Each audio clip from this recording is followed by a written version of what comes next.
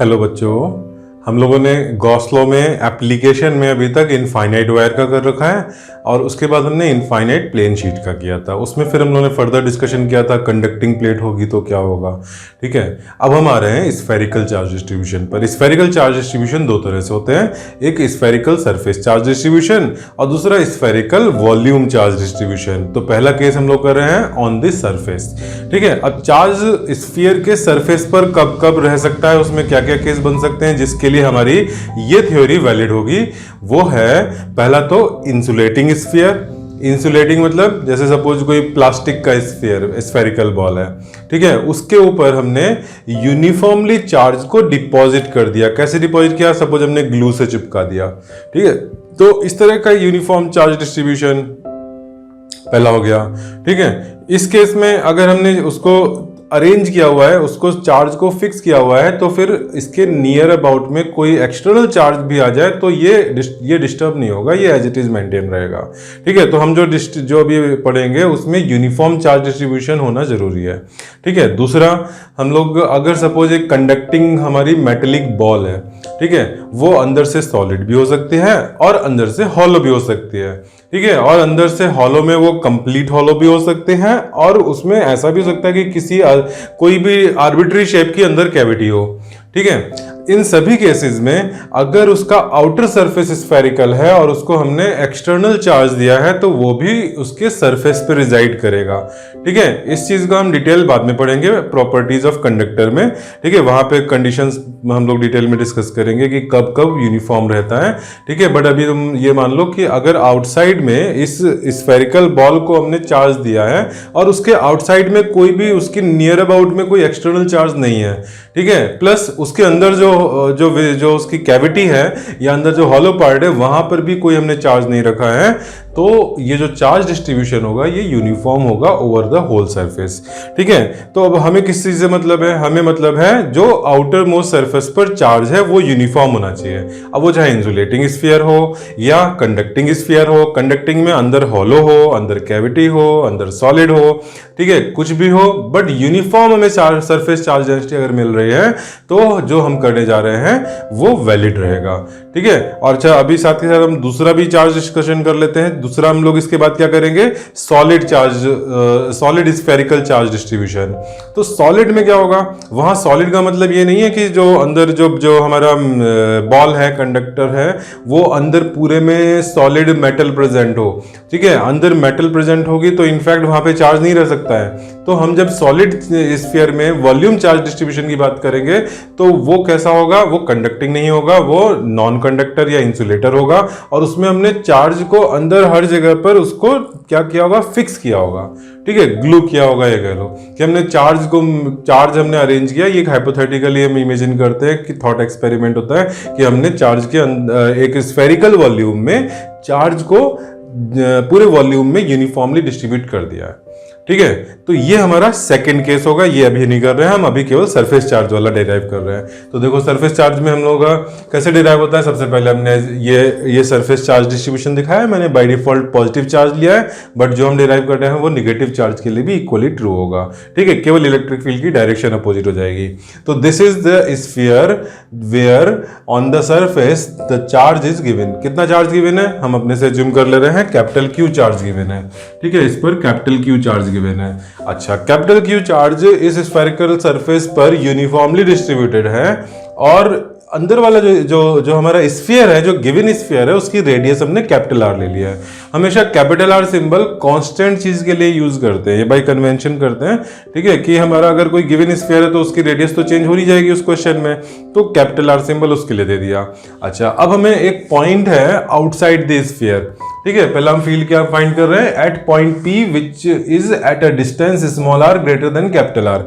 Small r distance किसका है? Centre से उस पॉइंट का है जहां हमें फील्ड निकालना है। Capital R radius of the sphere है जिस पर चार्ज है।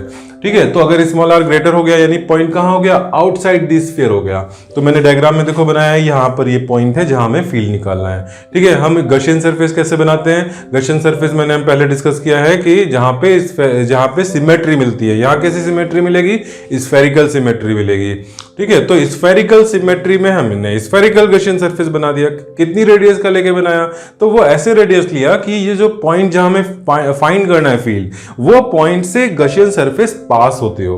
ठीक है, तो हमने उस पॉइंट की जो भी डिस्टेंस सेंटर से उतना रेडियस लेकर के spherical surface, Gaussian surface which is spherical draw कर दिया। तो ये डॉटेड लाइन से हमने स्फेरिकल सरफेस बनाया है जो कि गशियन सरफेस है। ठीक है, अब क्या करना होता है, देखो हमेशा हम लोगों ने जितने भी अभी एप्लीकेशन करे हैं उसमें पहले हमने गशियन सरफेस की बात करी है, फिर उसके बाद हमने इलेक्ट्रिक फील्ड की डायरेक्शन की बात करी है। ठीक है, जब तुम एग्जाम में लिख रहे होगे तो उस पर बहुत ज्यादा नहीं लिखोगे, उसमें केवल एक लाइन लिख दोगे, due to spherical symmetry the direction of electric field is in the radial direction. ठीक है, रेडियल क्या होता है, अगर मैं स्फीयर में बात करूं तो जो रेडियस होती है वो रेडियस के अलोंग जो डायरेक्शन होता है दैट इज रेडियल। ठीक है, अगर मैं ऐसा एरो बना दूं तो ये कौन सा है, ये रेडियली अवे है। ठीक है, अगर मैं ऐसा एरो बना दूं तो ये क्या है, ये रेडियली इनवर्ड है। ठीक है, तो पॉजिटिव अगर चार्ज होगा इस स्फीयर पर तो कैसा होगा, डायरेक्शन रेडियली आउटवर्ड होगा, रेडियली अवे। ठीक है, तो ये वाला एरो हो गया। अगर इस पर चार्ज नेगेटिव होगा तो कैसा होगा, तो टूवर्ड्स द स्फीयर हो जाएगा। नेगेटिव चार्ज की तरफ इलेक्ट्रिक फील्ड लाइंस आकर के एंड होती हैं। ठीक है, तो नेगेटिव चार्ज में ये टूवर्ड्स द स्फीयर आ रहा होगा। ठीक है, अच्छा, तो अब हम आते हैं, ये जो स्फेरिकल सिमेट्री मैंने बोल दिया एक लाइन में, इसको थोड़ा सा समझा देते हैं। वैसे एग्जाम में लिखने की जरूरत नहीं है, बट तुम्हें अपनी अंडरस्टैंडिंग होनी चाहिए। देखो यहाँ पे मैंने एक रेडियल डायरेक्शन बनाई है और उसके परपेंडिकुलर जो डायरेक्शन है उसको बोलते हैं टेंजेंशियल डायरेक्शन। टेंजेंशियल डायरेक्शन में यूनिट वेक्टर को टी कैप और थीटा कैप भी एक सिंबल होता है, उससे हम शो करते हैं। ठीक है, आइदर थीटा कैप और टी कैप। तो ये मैंने टी लिख दिया है टेंजेंशियल डायरेक्शन के लिए। अच्छा, टेंजेंशियल डायरेक्शन में ये पॉजिटिव डायरेक्शन सपोज हम ले लेते हैं और डाउनवर्ड हम नेगेटिव ले लेते हैं। हालांकि यहाँ अप और डाउन का कोई मतलब नहीं है, मैं कभी किसी और पॉइंट पे पहुंच गया तो टेंजेंशियल जो होगी वो हॉरिजॉन्टल भी हो सकती है, वो किसी और रैंडम डायरेक्शन में भी हो सकती है। ठीक है, तो इसलिए मुझे टेंजेंशियल को ऐसा नहीं बोलना चाहिए कि अप एंड डाउन, बट जो मैंने डायरेक्शन शो किया है दैट इज सपोज पॉजिटिव। ठीक है, अब मैं यहाँ पे इलेक्ट्रिक फील्ड की डायरेक्शन पे डिस्कशन कर रहा हूं कि किधर होना चाहिए। अब ये देखो कि ये स्फीयर है, ठीक है, स्फेरिकल चार्ज है। इस स्फेरिकल चार्ज की वजह से यहाँ पर हम फील्ड डिस्कस कर रहे हैं इस पॉइंट पर। ठीक है, अगर मैं ये कहूँ कि यहाँ पर इलेक्ट्रिक फील्ड कुछ ऐसा टिल्टेड होना चाहिए, तो इस इलेक्ट्रिक फील्ड के दो कंपोनेंट हो जाएंगे, एक टेंजेंशियल हो जाएगा, एक रेडियल हो जाएगा। ठीक है, तो इलेक्ट्रिक फील्ड का जो टेंजेंशियल कंपोनेंट है वो किधर आया, पॉजिटिव डायरेक्शन में आया, जैसा मैंने इलेक्ट्रिक फील्ड एज्यूम किया है उसका। ठीक है, लेकिन बिकॉज यहाँ पे क्या है, स्फेरिकल सिमेट्री है, तो यहाँ ये आर्गुमेंट नहीं आता कि मैंने जो इलेक्ट्रिक फील्ड का टेंजेंशियल कंपोनेंट है वो पॉजिटिव ही क्यों लिया, माइनस में क्यों नहीं लिया, माइनस में क्या बुराई है। ठीक है, माइनस में क्या दिक्कत है, माइनस क्यों नहीं लिया। अगर मैंने माइनस में लिया होता तो क्वेश्चन आता कि पॉजिटिव में क्या बुराई है, पॉजिटिव में क्या दिक्कत है, पॉजिटिव ले लेना चाहिए। ठीक है, तो ये बिकॉज सिमेट्री है तो हम किसी भी तरफ नहीं जाएंगे, ना पॉजिटिव में जाएंगे ना निगेटिव में जाएंगे। फिर कहाँ जाएंगे, तो फिर हम उस वाले कंपोनेंट को हटा ही देते हैं। अगर ये कंपोनेंट हट जाता है तो फिर ये इलेक्ट्रिक फील्ड हमारा किधर होगा, फिर हमारा इलेक्ट्रिक फील्ड केवल और केवल रेडियल डायरेक्शन में होगा। ठीक है, ये हमारा आर्ग्यूमेंट ऑफ सिमेट्री होता है। ठीक है, आर्ग्यूमेंट ऑफ सिमेट्री से हमने कह दिया कि इलेक्ट्रिक फील्ड हैज ओनली और रेडियल डायरेक्शन, और पॉजिटिव चार्ज होगा तो रेडियली अवे होगा। ठीक, तो अब इस आर्ग्यूमेंट से अब हम लोग आगे गॉस लॉ अप्लाई करने वाले हैं। ठीक है, गॉस लॉ में इंटीग्रेशन के अंदर इलेक्ट्रिक फील्ड होता है, तो हमें जब तक हम उसकी डायरेक्शन नहीं डिस्कस कर लेंगे तब तक वो इंटीग्रेशन से बाहर नहीं आ पाएगा। चलो, तो अब हम अपने इंटीग्रेशन पर आते हैं, गॉस लॉ लिखते हैं। ठीक है, और ये हमने डिसाइड कर लिया है कि इलेक्ट्रिक फील्ड किस डायरेक्शन में है, electric field radially away direction में है। ठीक है, तो मैंने यहाँ पर एक पैच लिया इस गशियन सरफेस का, उस पर मैंने इलेक्ट्रिक फील्ड लिखा विच इज रेडियली अवे। इस पैच का एरिया वेक्टर डीए वेक्टर किधर होगा, तो ये तुम्हें पता है कि किसी भी क्लोज फिगर का नॉर्मली आउटवर्ड होता है, तो ये मैंने डीए वेक्टर बना दिया, ये भी नॉर्मली आउटवर्ड है। तो electric field and d A vector के बीच में एंगल कितना हुआ, इनके बीच का एंगल 0 हुआ। पॉजिटिव चार्ज में 0, अगर नेगेटिव होता तो 180 डिग्री। ठीक है, तो यहां मैंने पॉजिटिव लिया है तो 0 डिग्री। क्या ये जो इनके बीच का एंगल है वो किसी और लोकेशन पर अगर गशियन सरफेस के हम डीए वेक्टर ले लें तो वहां पे क्या होगा, DA vector and electric field vector, वहां पर भी इनके बीच का एंगल 0 होगा। ठीक है, तो एंगल हर जगह पर 0 है। दूसरी चीज, इलेक्ट्रिक फील्ड का मैग्नीट्यूड, तो ये देखो कि सेंटर से ये पॉइंट और ये पॉइंट कितना आइडेंटिकली डिस्टेंस पर है, सेम डिस्टेंस पर है, तो ये जो चार्ज है वो जितना मैग्नीट्यूड यहाँ क्रिएट करेगा इलेक्ट्रिक फील्ड का, उतने यहाँ करेगा, उतने हर पॉइंट पे करेगा इस स्फीयर के। तो इलेक्ट्रिक फील्ड का मैग्नीट्यूड भी कांस्टेंट हो गया। ये सारी बातें हम क्यों कर रहे हैं? तो हम लोगों ने पहले डिस्कस किया है कि गॉस लॉ हम कहाँ यूज कर पाते हैं। तो वहां मैंने बताया था कि जब भी हम इंटीग्रेशन में से ई को बाहर निकाल सकते हैं तभी यूज कर पाते हैं, ठीक है। अदरवाइज गॉस लॉ वैलिड होते हुए भी हमारे लिए यूजेबल नहीं है, ठीक। तो अब यहाँ पे देखो हम लोग इलेक्ट्रिक फील्ड की बात करते हैं, इलेक्ट्रिक फ्लक्स की बात करते हैं बाय गॉस लॉ, ठीक है। तो हम लोग क्या लिख रहे हैं? By Gauss law this flux के लिए फॉर्मूला क्या है? Close integral E dot d A is equals to what is this? Q enclosed upon epsilon naught, ठीक है। तो यहां पे बताओ इंटीग्रेशन के अंदर E into cos theta into d A बाहर आ जाएगा, ठीक है। तो दिस इंप्लाइज, अच्छा यहां पे मैं पहले एजम्पशन लिख देता हूं, because magnitude of E and theta both are constant, ठीक है। एक मिनट, थीटा तुम 0 ही लिख देंगे। Magnitude of E is uniform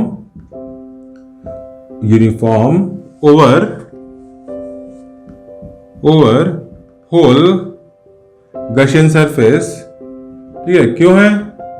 क्यों ये यूनिफॉर्म है? बिकॉज स्फेरिकल सिमेट्री है, इस वजह से। तो is uniform over whole Gaussian surface and angle theta between electric field vector and d A vector is 0 everywhere, ठीक है। तो इससे क्या पता लगा कि हम इंटीग्रेशन में ई बाहर ले सकते हैं और cos 0 तो 1 हो गया, तो इंटीग्रेशन डीए हो गया, ठीक है। अब क्यू इनक्लोज यहाँ पे कितना है? यहाँ पर हमने कैपिटल क्यू सिंबल लिया हुआ है, तो capital Q upon epsilon naught. अब ये इंटीग्रेशन डीए को ओवरऑल इंटीग्रेट कर दोगे तो total area of the sphere क्या होता है? 4πr² हो जाता है। तो E into 4πr² is equal to Q upon epsilon naught, ठीक है। समझ में आया सबको? अब इसके आगे क्या करें? इसके आगे तो हमें इलेक्ट्रिक फील्ड चाहिए था, ये डिनोमिनेटर में ले जाओ। तो this implies electric field is equal to 1/4π epsilon naught. देखो 4π नीचे गया, एप्सिलॉन नॉट के साथ कंबाइन किया और r² नीचे गया, तो q/r²। ये तो देखा हुआ सा लग रहा है फॉर्मूला। ये कब देखा था? This was electric field due to a point charge. Electric field due to point charge, यहाँ पे सेंटर पर कैपिटल क्यू रखा होता तो स्मॉल r डिस्टेंस पर यही फील्ड होता। इसका मतलब क्या हुआ? इसका मतलब यह हुआ कि बाहर से अगर हम देख रहे हैं, ठीक है, यहां पर बैठ के हम इलेक्ट्रिक फील्ड को फील कर रहे हैं, तो हमें ये नहीं पता हम कर सकते कि ये चार्ज स्फेरिकल चार्ज डिस्ट्रीब्यूशन की वजह से ये फील्ड हमें फील हो रहा है, या ये सारा चार्ज सेंटर पर एक पॉइंट चार्ज के फॉर्म में रखा हुआ है और ये स्फीयर यहां पे बिल्कुल नहीं है, तब भी जो फील होगा वो एग्जैक्टली सेम होगा, ठीक है। तो ये जो स्फेरिकल चार्ज डिस्ट्रीब्यूशन है, this is behaving just like as if whole of the charge is concentrated at the centre of the sphere as a point charge, ठीक है। ये बात समझ में आ गई? तो हमारा ये फॉर्मूला याद रखना कितना इजी हो गया कि आउटसाइड पॉइंट के लिए इलेक्ट्रिक फील्ड बिल्कुल पॉइंट चार्ज वाला फॉर्मूला है, where point charge is located at the centre, ठीक है। चलो इसको नोट करो, फिर हम लोग इसमें दूसरा केस करते हैं एट इनसाइड पॉइंट। इसको जल्दी से नोट करो।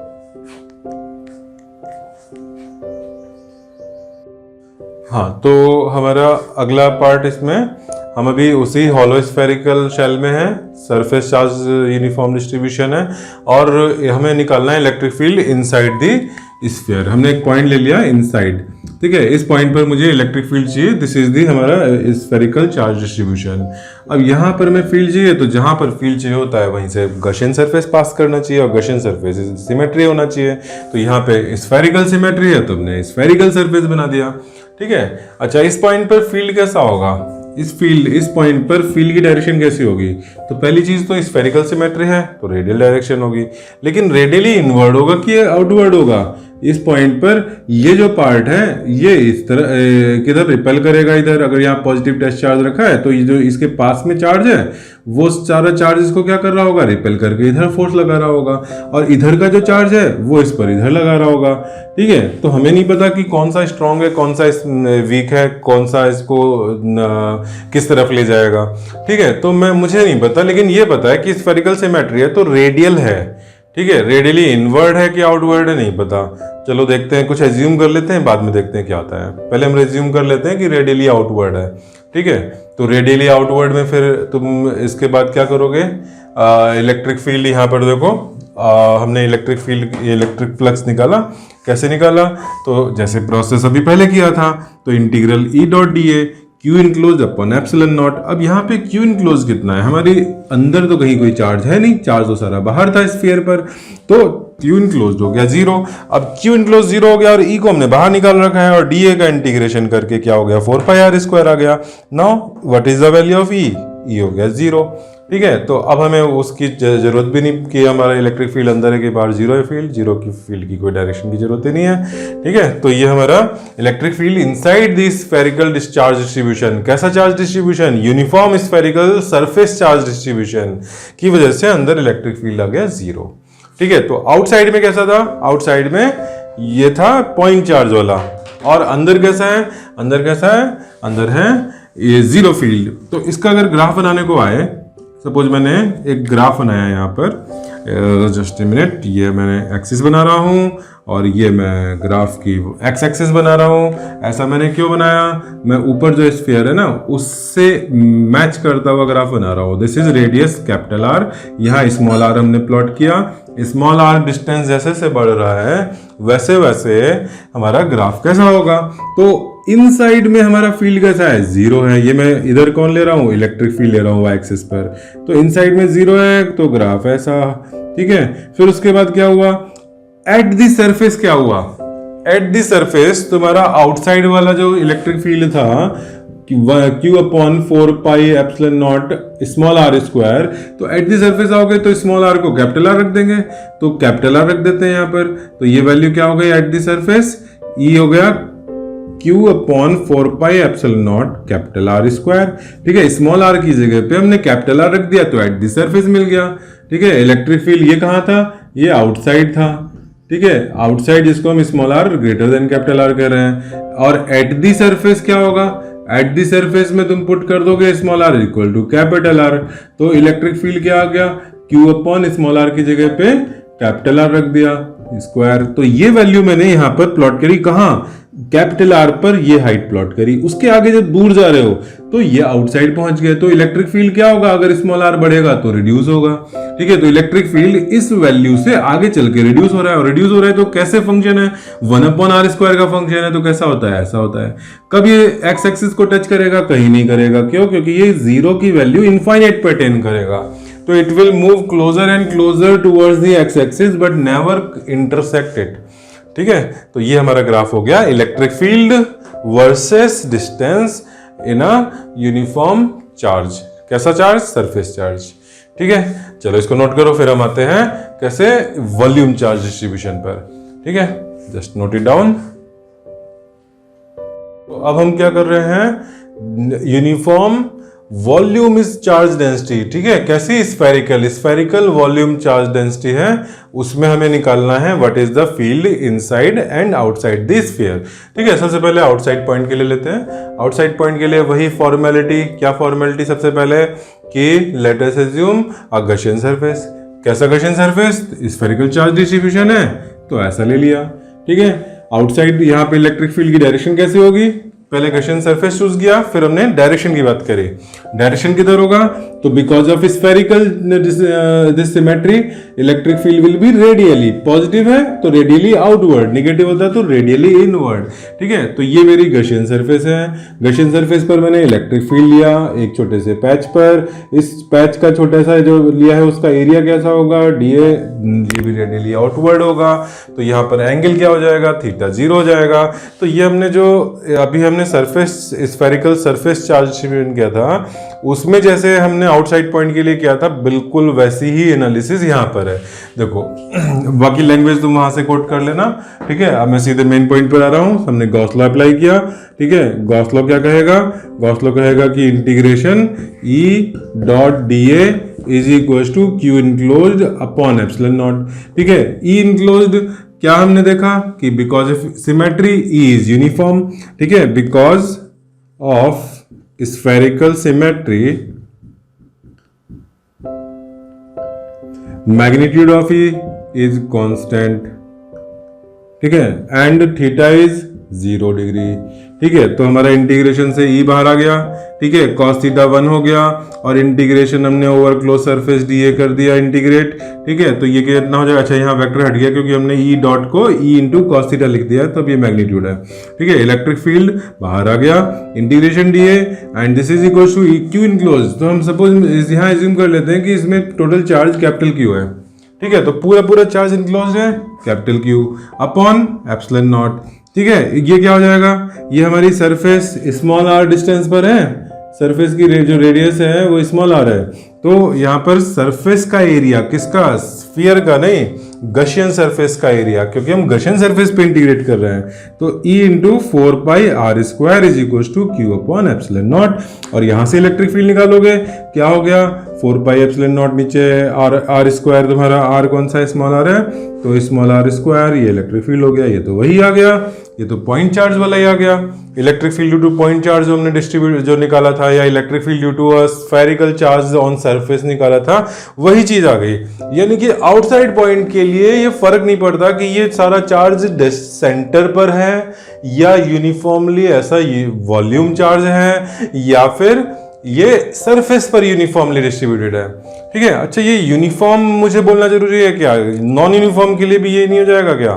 देखो इलेक्ट्रिक, अगर मैं इंटीग्रेशन करूँ सरफेस एरिया, ये surface over whole this is spherical surface, अगर मैं इंटीग्रेशन करता हूँ तो क्यू यूनिफॉर्म हो या नॉन यूनिफॉर्म हो, क्यू तो क्यू है, टोटल चार्ज क्यू होना चाहिए, तो अगर नॉन यूनिफॉर्मली भी अगर डिस्ट्रीब्यूटेड है तो ये तो क्यू चेंज नहीं होगा। ठीक है, टोटल चार्ज वही रखो, बस नॉन यूनिफॉर्मली डिस्ट्रीब्यूट कर दो, तो हमारा यही फॉर्मूला क्या वैलिड रहेगा? नो, ये वैलिड क्यों नहीं रहेगा? क्योंकि हमने जो इंटीग्रेशन किया था उसमें हम इलेक्ट्रिक फील्ड को बाहर क्यों निकाल पा रहे थे? क्योंकि इलेक्ट्रिक फील्ड का मैग्नीट्यूड कांस्टेंट था over whole surface and theta 0 था। ये सारा कैसे हमने जस्टिफाई किया था? ये हमने जस्टिफाई किया था on the basis of symmetry, और सिमेट्री अगर तुमने नॉन यूनिफॉर्म डिस्ट्रीब्यूशन कर दिया तो वो ब्रेक हो जाएगी, फिर सिमेट्री नहीं रहेगी, तो फिर ये सारा जो हमारा रिजल्ट है ये इनवैलिड हो जाएगा। ठीक है, इसीलिए तुम चाहे जेई की तैयारी कर रहे हो, नीट की तैयारी कर रहे हो, तुमको उसमें डेरिवेशन नहीं पूछे आते हैं, लेकिन तुम्हें किसी भी एग्जाम की प्रिपरेशन के लिए डेरिवेशन को स्किप नहीं करना, क्योंकि डेरिवेशन में पता चलता है कि हमने क्या एजम्पशन लिए थे, कौन से कंडीशन के लिए फॉर्मूला वैलिड है। ठीक है, this is very very important. अच्छा, तो हमारा आउटसाइड पॉइंट हो गया, नोट करो, फिर हम लोग इनसाइड पॉइंट के लिए आते हैं, and that is very very important. हाँ, तो अब हमारा है inside point, electric field inside this uniformly charged volume of sphere. ठीक है, अब यहां पर देखो, मैं इनसाइड पॉइंट पे चाहिए तो सरफेस, गशियन सरफेस कैसे बनाओगे?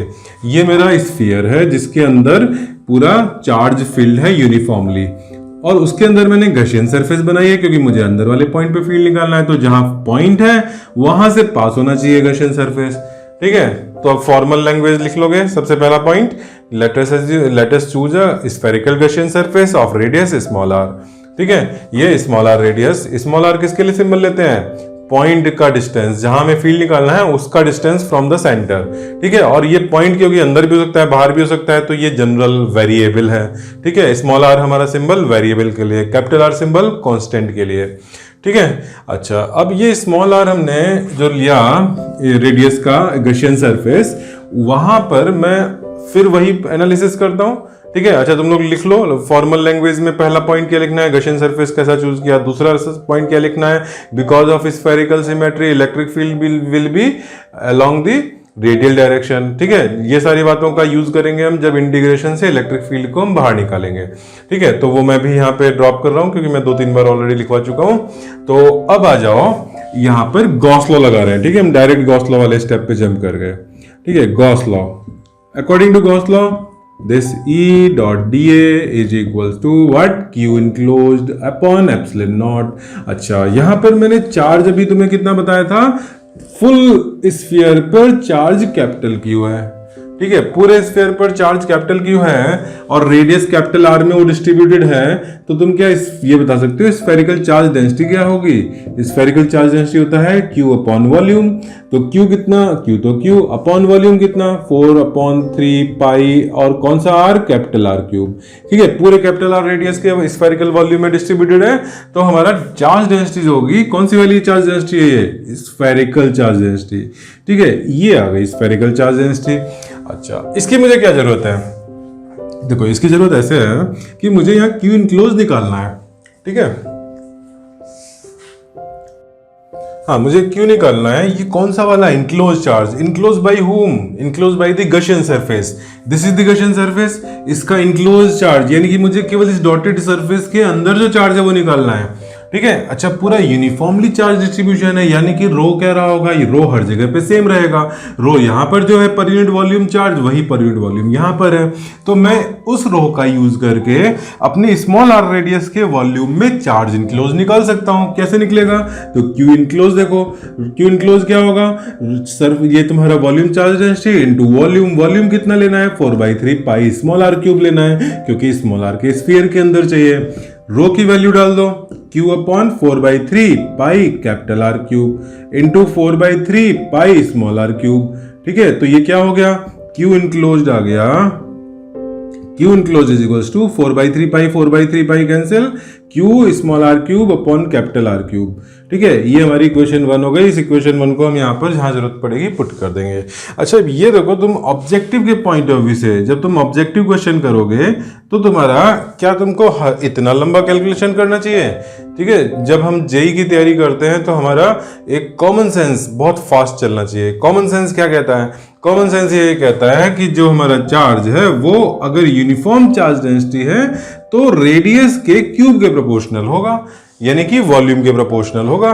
Charge will be proportional to the radius का क्यूब। ठीक है, अच्छा, मैंने कैपिटल क्यू लिखा है तो यहाँ कैपिटल आर लेते हैं, और अगर मैं इसके अंदर का जो इनक्लोज चार्ज है उसको क्यू इनक्लोज ऐसे लिखूं तो वो स्मॉल आर क्यूब हो जाएगा। ठीक है, इसके हिसाब से क्या हुआ? जरा मैं इसको रिवर्स ऑर्डर में क्यू इनक्लोज को न्यूमरेटर में रखता हूँ और नीचे कैपिटल क्यू रखता हूँ, तो ये स्मॉल आर क्यूब ऊपर, कैपिटल आर क्यूब नीचे। ठीक है, यहां से हमें स्मॉल क्यू मिल जाएगा, कैपिटल क्यू को इधर ले जाओ तो यही आ गया। तो तुम्हारे माइंड में ओरली ये कैलकुलेशन चलनी चाहिए। ठीक है, प्रैक्टिस से ही आ जाएगी।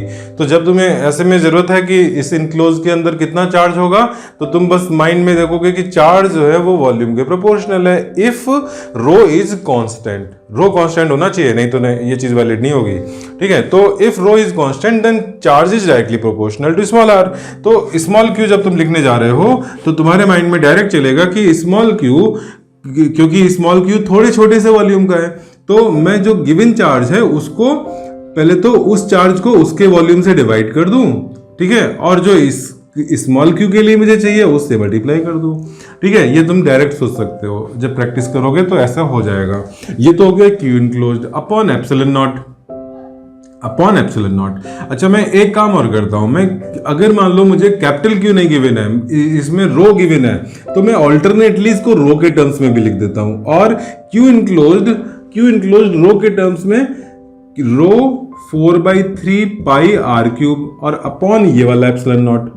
ठीक है, तो मैं ये दोनों तरह से करके दो एक्सप्रेशन निकालूंगा, रो के टर्म्स में भी और कैपिटल क्यू जो ओवर द होल स्फीयर है उसके टर्म्स में भी। ठीक है, अच्छा, इधर की बात करें तो यहाँ फिर से इलेक्ट्रिक फील्ड रेडियल है और इस गशियन सरफेस पर इलेक्ट्रिक फील्ड का मैग्नीट्यूड कांस्टेंट है, तो इलेक्ट्रिक फील्ड बाहर निकाल दिया और इंटीग्रेशन डीए को लिख दिया 4 पाई आर स्क्वायर। स्मॉल आर क्यों रख रहे हैं? क्योंकि गशियन सरफेस की रेडियस स्मॉल आर है। ठीक, तो अब यहाँ से इलेक्ट्रिक फील्ड निकालो, 4 पाई आर स्क्वायर इसमें नीचे ले जाओ तो आर स्क्वायर से आर क्यूब का कुछ कैंसिल होगा, तो ये हो जाएगा 1/4 पाई एप्सिलॉन नॉट और कैपिटल क्यू और स्मॉल आर एक रह गया और नीचे कैपिटल आर क्यूब। ठीक है, ये फॉर्मूला आ गया। ठीक है, इसको मैं ऐसे लिखता हूँ, स्मॉल आर को यहाँ अलग से लिख दिया। ऐसे क्यों लिखा? क्योंकि अगर तुम देखो वेरिएबल, कैपिटल क्यू वेरिएबल नहीं है, कांस्टेंट है, कैपिटल आर भी कांस्टेंट है, ये भी कांस्टेंट है, तो electric field is variable because of small are, तो electric field is proportional to distance. ठीक है, इसका मतलब क्या हुआ कि रेडियस बढ़ेगा यानी डिस्टेंस बढ़ेगा तो इलेक्ट्रिक फील्ड भी बढ़ेगा। ठीक है, ये ऐसा एग्जाम्पल पहली बार मिल रहा है। अभी तक हम लोगों ने क्या देखा था कि जितना दूर जाते हैं उतना इलेक्ट्रिक फील्ड रिड्यूस होता जाता है, यहाँ पर इलेक्ट्रिक फील्ड बढ़ रहा है। ठीक है, ऐसा क्यों हो रहा है? क्योंकि हम विद इन स्फीयर है, क्योंकि हम स्फीयर के अंदर हैं तो उससे क्या हुआ कि जैसे जैसे तुमने डिस्टेंस बढ़ाया, पॉइंट दूर गया, वैसे वैसे इनक्लोज चार्ज बढ़ गया, जो चार्ज फील्ड प्रोड्यूस कर रहा है वो बढ़ गया। ठीक है, तो ये हमारा एक तो कंक्लूजन निकला कि ई इनसाइड हमारा ऐसा आया, और E इज इक्वल्स टू इसके रो के टर्म्स में तो ये 4 पाई कैंसिल कर दें और ये 3 नीचे ले जाओ, तो देखो कि इलेक्ट्रिक फील्ड क्या आ रहा है, आर स्क्वायर से आर क्यूब कैंसिल हुआ तो आर हो गया। ठीक है, 4 कैंसिल हो चुका है तो 1/3 एप्सिलॉन नॉट नीचे रहेगा, तो 1/3 रो आर बाई एप्सिलॉन नॉट। देखो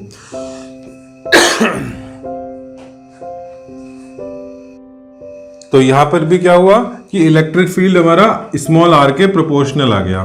ठीक है, तो ये this is very very important result कि हमारा ये कौन सा केस है जिसमें ई की power E proportional to R to power 1 आता है, तो वो है in a uniform volume charge density. ठीक है, स्फेरिकल वॉल्यूम चार्ज डेंसिटी, उसमें इनसाइड पॉइंट पर आर के प्रोपोर्शनल आ रहा है। चलो अब जल्दी से एक काम करते हैं, हमारा इनसाइड भी हो गया पॉइंट, आउटसाइड भी हो गया, दोनों चीज हो गई, तो अब एक ग्राफ प्लॉट कर देते हैं इलेक्ट्रिक फील्ड का। ठीक है, electric field versus small r. कहां पे बना रहे हैं ग्राफ? हम यहां पे बना रहे हैं। ठीक है, यहां पर हम लोग कैसे बना रहे हैं, ये मैंने बनाया, ये एक्स एक्सिस बना दी, एक्स एक्सिस पर कौन है? स्मॉल आर है, और जहां पे ये एंड हो गया वहां पे इसको कैपिटल आर कर दिया। ठीक है, स्फीयर के सेंटर से डिस्टेंस बढ़ रही है, कहां पहुंच गए? रेडियस कैपिटल आर पे पहुंच गए। ठीक है, ये ऑरिजिन हो गया और उसके आगे हमारी ये एक्सिस और आगे चली गई। ठीक है, क्लियर है? अच्छा, अब क्या करना है? अब हमें ग्राफ बनाना है। सेंटर पे क्या होगा? सेंटर पर इलेक्ट्रिक फील्ड, यहाँ पे काम करते हैं, यहाँ पे थोड़ा सा हम फॉर्मूले लिखने के लिए स्पेस बना लेते हैं। ये मेरा सेंटर है, ओ है। ठीक है, आउटसाइड में यहाँ पर फॉर्मूला लिख लेंगे। यहाँ आउटसाइड में ई क्या है? E outside charge, point charge की तरह से बिहेव कर रहा है कैपिटल क्यू, तो Q upon 4 pi epsilon naught small r square, यानी कि E is inversely proportional to r square. और यहाँ पे क्या है? E इनसाइड क्या था? ये प्रोपोर्शनल टू स्मॉल आर था, इस तरह का था। ठीक है, और फॉर्मूला क्या था? E inside Q upon 4 pi epsilon naught R cube into small are. ठीक है, ये वाला फॉर्मूला। अच्छा, एट दी सरफेस कैसे मिलेगा? ये वाला जो सरफेस है इस पर हम ये वाला फॉर्मूले में पुट करें वैल्यू स्मॉल आर की, या इसमें पुट करें स्मॉल आर की वैल्यू? क्योंकि सरफेस पे तो small r equal to capital R रखना है, तो small r equal to capital R इसमें रखें कि इसमें रखें? तो देखो, अगर मैंने इसमें रखा और मुझे इलेक्ट्रिक फील्ड की कोई एक वैल्यू मिली, और इसमें रखा और इलेक्ट्रिक फील्ड की कोई दूसरी वैल्यू मिली, यानी कि एट दी सरफेस जो इलेक्ट्रिक फील्ड है वो सडनली डिसकंटिन्यूस हो जाएगा, उसकी वैल्यू सडन चेंज हो जाएगी। तो ऐसा नहीं होना चाहिए, दोनों वैल्यू सेम होनी चाहिए। पुट करके देख लेते हैं। Small r equal to capital R रखा, तो कैपिटल आर ने नीचे आर क्यूब को कैंसिल किया, तो नीचे आर स्क्वायर हो गया। ठीक है, Q upon 4 pi epsilon not capital R square, और यहाँ पे स्मॉल आर की जगह कैपिटल आर रखा, तो again same formula Q upon 4 pi epsilon not capital R square. ठीक है, तो एट दिस सरफेस क्या वैल्यू हो गई? Capital Q upon 4 pi epsilon not capital R square. This is the electric field axis. ठीक है, इलेक्ट्रिक फील्ड एक्सिस, इधर है डिस्टेंस एक्सिस। ठीक, तो ये हमारा यहां पर आ गया at the surface, capital R पर हमने वैल्यू पुट कर दी, यहां पे ग्राफ पास होना चाहिए। अच्छा, एट दी सेंटर क्या है? सेंटर वाला जो फॉर्मूला है इसमें स्मॉल आर की वैल्यू 0 डालोगे तो 0 हो जाएगा, तो स्टार्टिंग यहां से होनी है। अच्छा, अब यहां और यहां इन दोनों पॉइंट के बीच में ग्राफ कैसे वेरी करेगा? तो ये देखो, ये क्या है? प्रोपोर्शनल टू आर क्या होता है? ये तो स्ट्रेट लाइन होती है, लीनियर फंक्शन है, तो स्ट्रेट लाइन से कनेक्ट कर दिया। फिर उसके बाद आउटसाइड में क्या है? 1 अपॉन आर स्क्वायर का ग्राफ बनेगा, तो वो ऐसा हो गया। ठीक है, this is the graph of electric field versus distance. ठीक है, ये दिस इज वेरी इंपॉर्टेंट। ठीक है, बोर्ड के पर्पज से ये इंपॉर्टेंट नहीं है, क्योंकि बोर्ड में के सिलेबस में, सीबीएसई बोर्ड के सिलेबस में ये नहीं है, लेकिन आ सकता है, क्योंकि अभी तक कभी नहीं आया है, लेकिन ये तुम्हारे एनसीईआरटी में सॉल्व एग्जाम्पल के फॉर्म में दिया हुआ है। ठीक है, तो इसको तुम पढ़ लो, क्योंकि जेई के लिए तो जरूरी है ही, नीट के लिए भी जरूरी है। ठीक है, तो पढ़ना जरूरी है, और इसका एप्लीकेशन बोर्ड में भी आ सकता है। ठीक है, डेरिवेशन नहीं है लेकिन एप्लीकेशन आ सकता है। ठीक है, क्योंकि एनसीईआरटी में ये as a application, as a solve example दिया हुआ है। ठीक है, चलो, तो ये आज का लेक्चर यहीं ओवर करते हैं।